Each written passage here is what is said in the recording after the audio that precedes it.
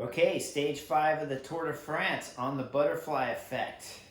And today's subject has to be the Ineos train going down the side of the road with the Jumbo Visma on the complete opposite side of the road as they're drag racing for dominance over this year's Tour de France.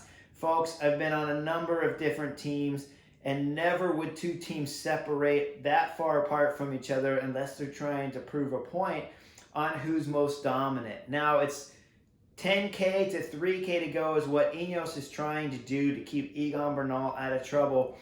But what we don't know, of course, yet until the finish of the stage is that Jumbo Visma is down one Wout van Aert who's not working because, of course, he's going to try to win the stage.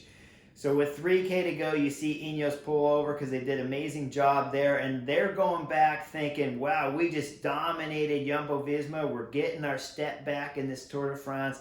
And we're starting to be that team that everyone's used to, Sky Ineos, for the past decade almost. But instead, with 50 meters to go, Wout van Aert smashes that ideal with a stage win and bringing back that dominance to the Jumbo-Visma. Was quite amazing to watch that, as the lead out from the Sunweb team was absolutely perfect. You couldn't beat it. But Wout van Aert was just that strong to go ahead and take the win. Now, what are we talking about here? Okay, what happens when they go back to the hotel and they get in the team bus is that Ineos really was pounding their chest. We did it. We're back on top. We showed what we can do.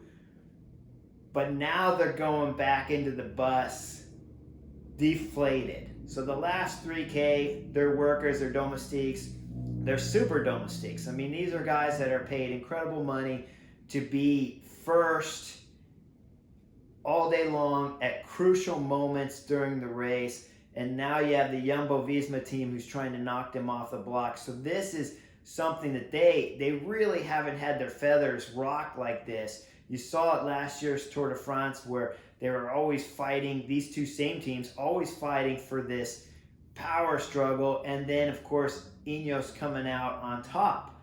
But now it's slowly switched and the two teams have started to reverse roles.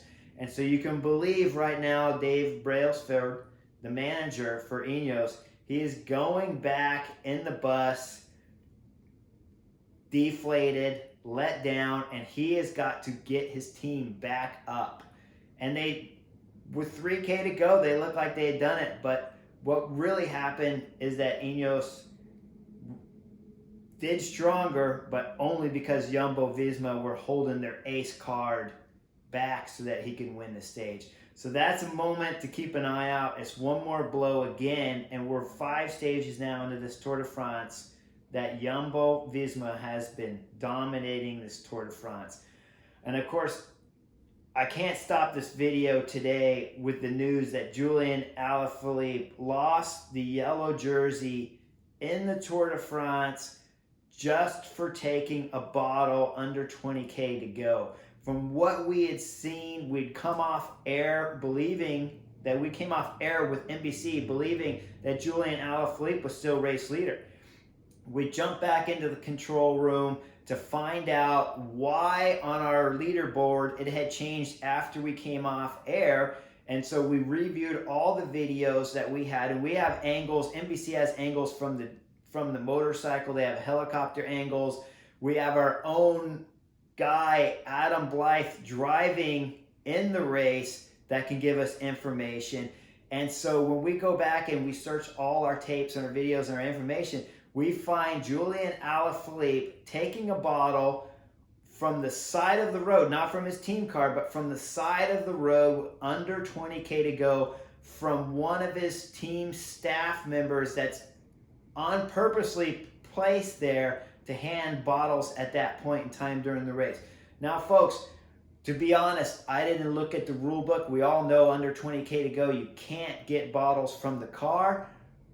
But on the side of the road, we have always been, throughout my entire career of 25 years of being a professional, we've always been able to get bottles from people on the side of the road at just about any moment. Clearly, you're not going to take it in a sprint or as you come into a crazy town, but on an uphill climb, under 20K to go, we have done it before. So now you're going to see where the officials are getting more strict with all these rules and they're starting to penalize people. You also saw today with Sepp Kuss when he crashed that they're starting to pull the cars out and he had to do a bunch of leapfrogging without any vehicles helping him to get to that point. So they're really, because of the TV image, because of all these videos and video cameras, just like I'm recording myself right now out there today, there's so much information. It's so easy to get it out there to the fans that now the officials are having to go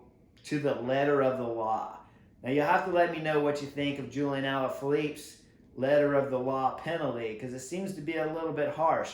But by letter of the law, there you go. Julian Alaphilippe's out of the yellow jersey, and Adam Yates is in it. An amazing ride. He's been going good all year, but does he deserve the yellow at this point? Well, they gave it to him. There's the butterfly effect. Hope you enjoyed it.